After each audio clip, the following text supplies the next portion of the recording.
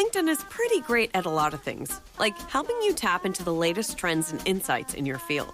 We cannot stop your coworker from tapping her pencil. LinkedIn can help you find new jobs that align with your career goals. We cannot help you find the source of that weird smell in the office fridge. Ew. And while we can't stop your coworkers from bringing their hobbies into the office, LinkedIn can help you bring your career to the next level. LinkedIn is the network that works for you. Mom, I like to propose a dinner optimization plan for 2026. Soccer practice every week. Get back late and you're stressed out about making something fast, but actually nutritious for dinner. When Ashley's mom picked me up, I noticed that she made Blue Apron. It came in like a little kit. By the time it was ready, I still had shin guards on. And it was real food, fresh veggies, protein, actual flavor. Take her from the younger generation. We're innovators. Give me a couple Blue Apron meals around. Not the worst idea. Get $50 off your first 2 orders plus free shipping with code STIR50. Terms and conditions apply. Visit blueapron.com/terms for more. Welcome to another Find the Edge production for the Premier League Cricket Club. Connecting players and coaches, clubs and leagues, volunteers and supporters alike, you're in the right place for the best of the 33 ECB Premier Leagues and the 20 NCCA counties, bringing you the stories, the stats and the standout performances that make this game great. Don't forget to hit the subscribe button to both our Premier League and NCCA shows so you don't miss any episodes. Now, shall we get stuck in? Welcome to Overseas the Crease, and it's our last Overseas the Crease of the winter as we talk to players down under, enjoying their time in Australia. And this week we're talking to somebody who's in Melbourne or near Melbourne for a great name club, Bonbeach, who are currently top of the Southern Bayside Championship Division. Big game tomorrow as we record this against South Caulfield. And we talked to Billy Dodds of High Wycombe, who scored 1,700 runs last year, before heading down south for some sunshine. How are we doing, Billy? Yeah, good, mate. Thank you. How are you? Yeah, all good, all good. And got to ask, you're not far from Melbourne itself anyway. Have you enjoyed that sunshine, or have you enjoyed that funny weather that Melbourne has? Yeah, well, it's pretty sporadic, isn't it? I mean, one day you've got 31 degrees, and then the next day you're like 10 degrees. I mean, I remember the first day I came over, I had like a 31-degree day where I was working outside, and then literally the next day it was 15 degrees and windy. But wow, I've been blessed with like a lucky spell of 2-ish months where it's just been 25 plus pretty much every day, and you can just go out in shorts regardless of checking the forecast. So it's been enjoying it a lot, really. Hey, let's have a look at that. A few quick ones then to start with. You've already started it there.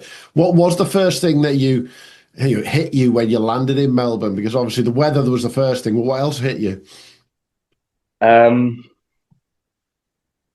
Honestly, just going to bed. Really, I was so jet lagged when I came over. Like I remember first week or so, I just every day I was waking up at like 1 a.m. to 4 a.m. basically. So as soon as I came over, I wasn't really concerned about looking around, the country and stuff. I just wanted to get to bed. And then obviously you've got the same when you come back in March, April. Yeah, exactly.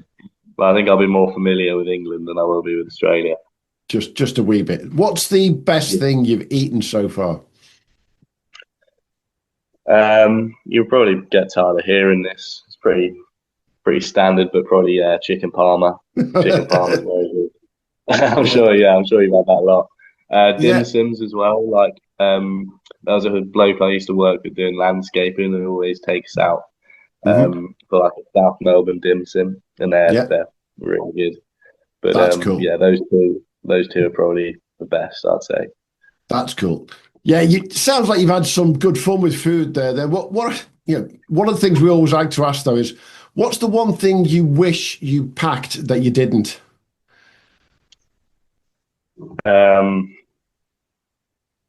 I'll probably say there's not really much that I'd like to have packed really, but maybe like a wetsuit. I'd like to have packed if you go snorkeling or surfing or something like that. Yeah, I probably should have packed one of them. That would have gone a long way. But absolutely. Other than that, I can't really think of much, to be honest. You didn't do a Seb Allison and forget your sunglasses then? No, definitely not. Absolutely. What about the tan? Come on, I can see there's a bit of colour in those arms of yours. Has it been holding up, or has it been factor 50 all over the shop? Yeah, it's been there's been a lot of factor 50. Just whenever you're outside, basically you've just got to apply, especially if you've got, if it's like 40 degrees and you've got your top off, you've just got to like coat yourself in factor 50 basically. But Absolutely. yeah, I think the tan's holding up all right. I mean, it'll be weird going back home and you're really tan, and everyone else is just pale. So, I'm looking forward to that at least. Absolutely. What about the dressing room that you're in right now at Bonbeach? There's got to be someone who's got the worst gear in the Bonbeach dressing room. I'd say Ojo, Oliver Peake. He's definitely a candidate for worst gear. Him or Wiz, I think, are probably candidates definitely for worst gear.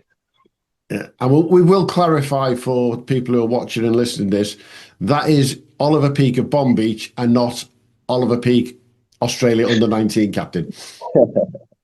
Definitely not. Oh, he's not that good then. I hope he's not listening. Absolutely. Hey, we always tag them in, definitely. So you played a lot of cricket back home in the last few years, Billy, in particular. And what have you found the biggest difference to be when you've been playing cricket out in Melbourne? We talk about the wickets, we talk about the standards, but what's been the biggest difference for you? I'd say I don't think the wickets are too different. I mean, how they're prepared is quite different. I mean, maybe they're a bit quicker. Maybe a bit flatter, but I'd say the main difference is probably the outfield. Mm-hmm. I mean, at Bonbeach, it's like very spongy, and just very slow. But I think that's the same across Melbourne. It's just like a Melbourne thing. I mean, I don't know about Sydney or anywhere else in Australia, but that's just what I found in Melbourne. Like you lace one through the covers, and instead you're running two or three. When in the UK, you just watch it go to the boundary, basically. Especially playing at like High Wycombe, where it's just literally you tap it and it's 4 runs, basically. So that would be the main difference, I think. So you feel the runs that you've got so far this year over in Australia are actually probably worth 50% more back in the UK. Yeah, I'd say so. Definitely. It's definitely a lot harder when you're, in the first couple of overs than.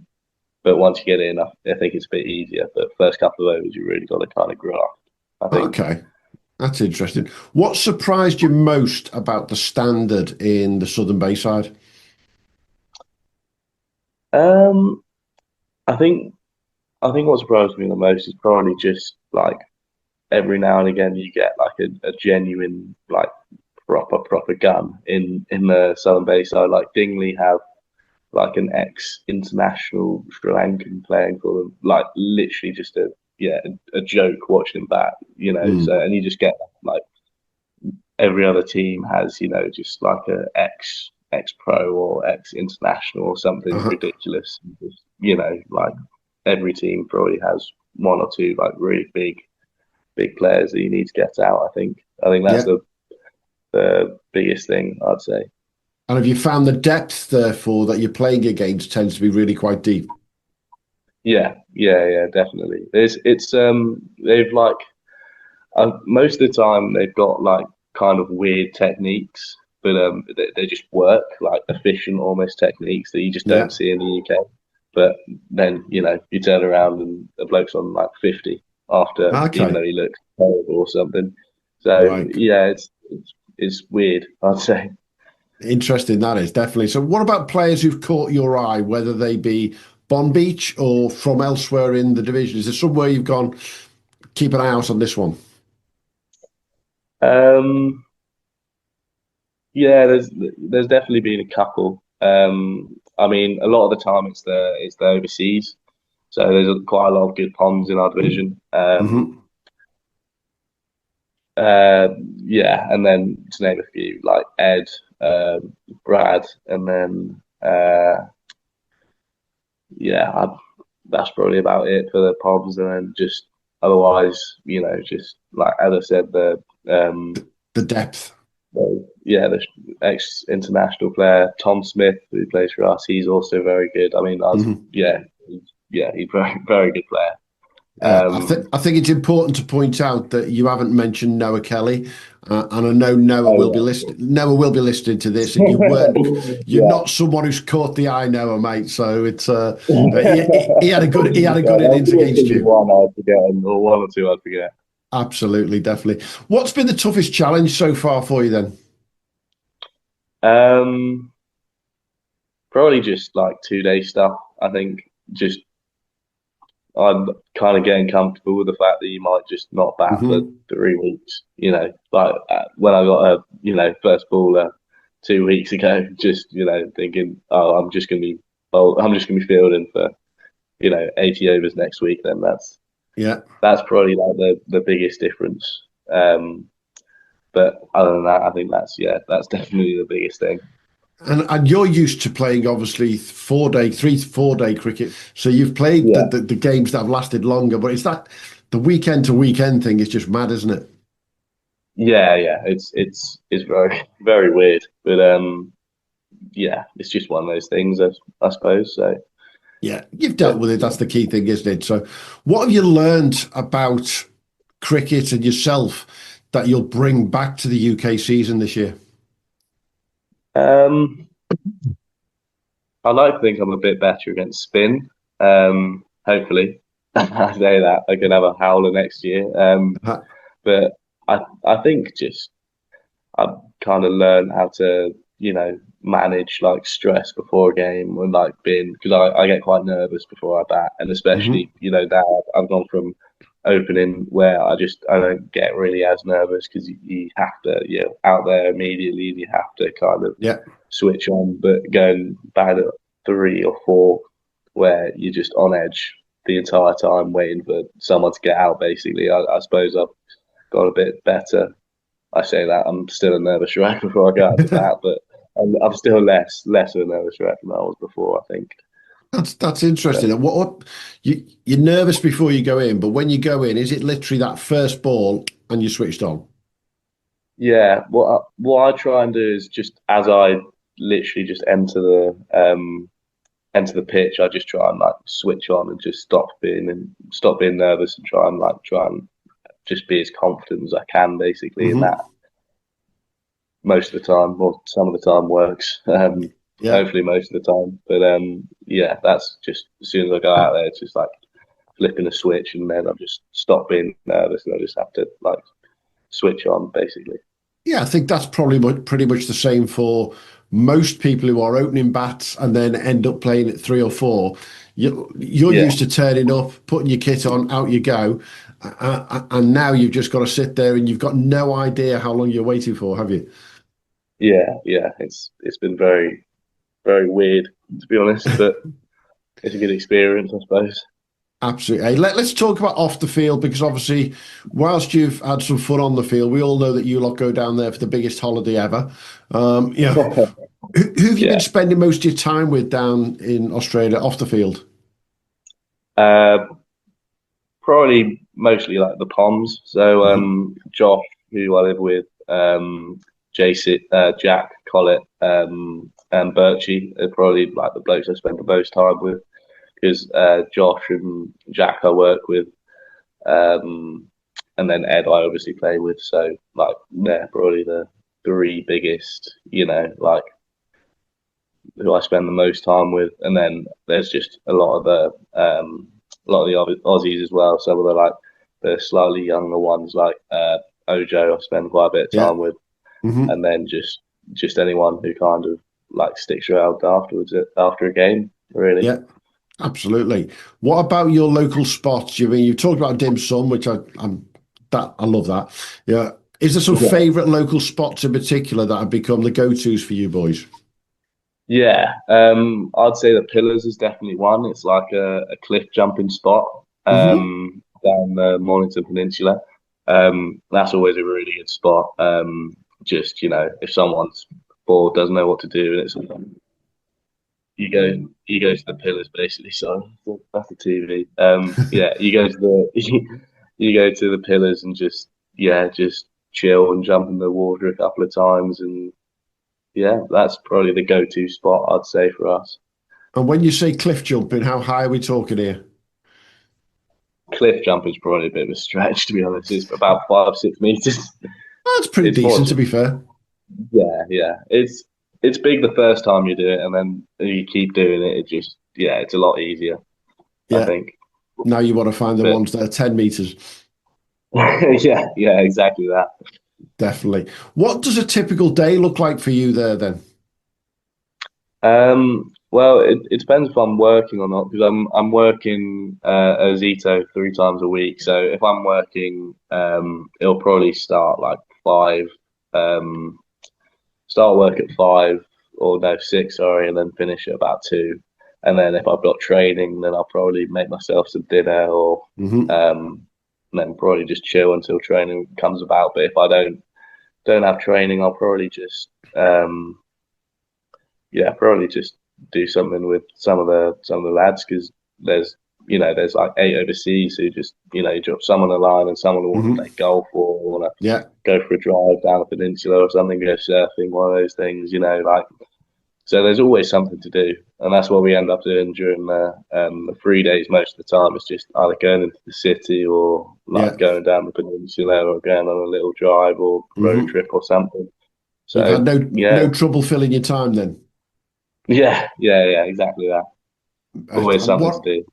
What about habits? We know our friends in Australia have some interesting habits and some interesting slang and things that they say. Have you picked any of that up, or is there anything we want to be taking the mickey out of?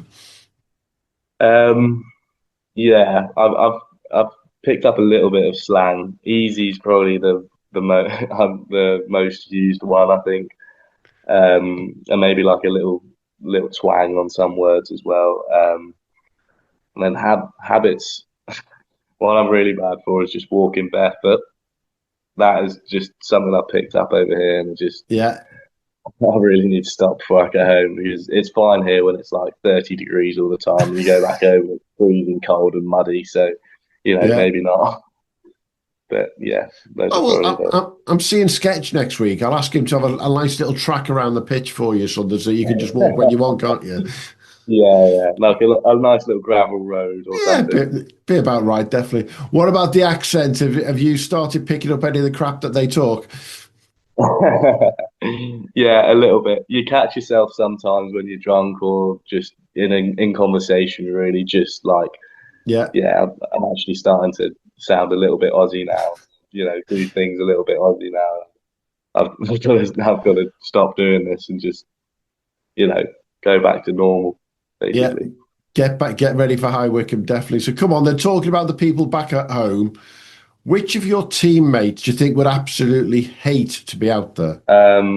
Hate to be out here. It's a good question. I'm trying to go through my team now as we speak. I reckon I actually couldn't tell you. Maybe someone who's just like settled down and has a family, just because they have a family, so they probably wouldn't want to be doing. I'm just surprised I'm surprised you and Woods didn't come up.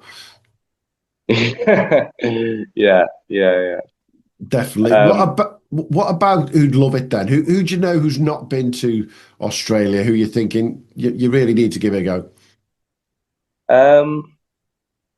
I'd say my brother, definitely. He went to New Zealand in his gap year, and I'm trying to convince him at the moment to come out after uni. Okay. So I think, he'd love it. Yeah. Although he still is, trying to say that he'd enjoy New Zealand more, something or other like that. That's interesting. Hopefully I can convince him against it. Yeah. In the next couple of years. Brotherly love and all that. He's trying to stay as far away from you as possible. Yeah, fair enough to him. Yeah, he spends most of the summer with you, so he might as well have the winter apart. Definitely. Yeah, have a little break. What about what's been going on in the UK? Have you been managed to keep up with some of the gossip and some of the transfers and who's moving around? You've got some interesting players coming to High Wycombe. Yeah, I've kept in touch with most of the High Wycombe stuff, and just stuff in general, but not really much going on in the UK. I don't think at the moment. Like, all of my mates are at uni, so there's not really anything going on much back home. So it's just pretty steady, really. Just keeping the odd eye out and seeing what catches your eye, I think. And the guys who are coming into High Wycombe, I mean, getting Brock back there is a big sign for you guys. And Mr. Pardo, you'll have played against Pardo quite a few times, I think, wouldn't you? Potentially. So, looking forward to playing with them again? Yeah, definitely looking forward to playing with Brock. I haven't actually played with Pardo. Played against him, though? No, I don't actually think I have. Okay, because the way the groups work. Yeah, exactly. So, it'll be interesting, definitely. I mean, just a lot of new faces. So it should just be exciting stuff. It's always good when you get new people in. So, definitely excited for the season going forward. And what's going to be the first thing you're looking forward to do when you get back home?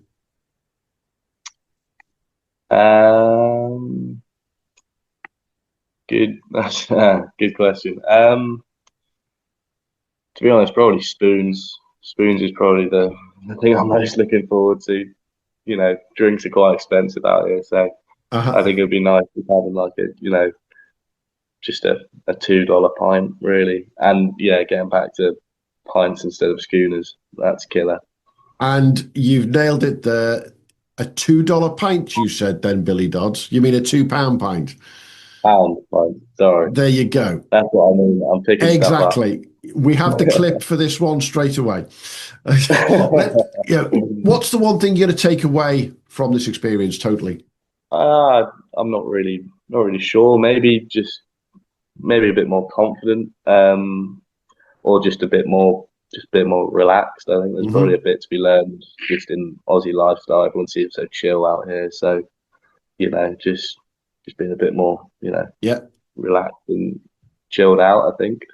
Absolutely. What's the one bit of advice you'd give then to anyone thinking of going overseas next year? Do it. It's simple, isn't it? You may as well roll the dice. I mean, it's probably not for everyone, to be fair, and it's quite a big thing, going halfway around the world. And I know when I first went over, you're really excited, but you're also very, very nervous before you go over. But I think it's one of those things you just got to try and do, because 9 times out of 10, you have a great time. I mean, pretty much everyone I've spoken to over here has just loved it. So, I think you've got a very good chance of having a good time. Yeah, you don't get many go home early, put it that way, do you? No, definitely not. Absolutely. So, final question. Tees. Who does the better tees? Aussie or English cricket clubs? Gonna have to be English. I think that's the only complaint I've got about Australia. Just I think tees definitely English. I mean, it's just like chalk and cheese, to be honest with you. Especially like Wycombe do quite good tees. And nothing against Bonbeach tees. It's just I think Wycombe's are just better, to be honest. I should clip every one of these conversations we've had, because it's been 100%. The Aussies don't do tees like we do back home. We all know that certain people in Australia would say, well, does that matter? Because it's what counts on the pitch. But do you know what? It's part of the whole shebang, isn't it? It's what we do. Yeah. Definitely. Hey, been great catching up, Billy. Enjoy the rest of the season. You've only got a few more weeks left out there now. And look forward to seeing how you get back on in the summer and bringing that Aussie form back to the UK. Yeah, thank you very much, mate. Thanks for having me on. Thanks for joining us at the Premier League Cricket Club. We'll be back soon with more from the world of Premier League and NCCA cricket. But in the meantime, don't forget to subscribe, leave us a review and follow us wherever you get your socials.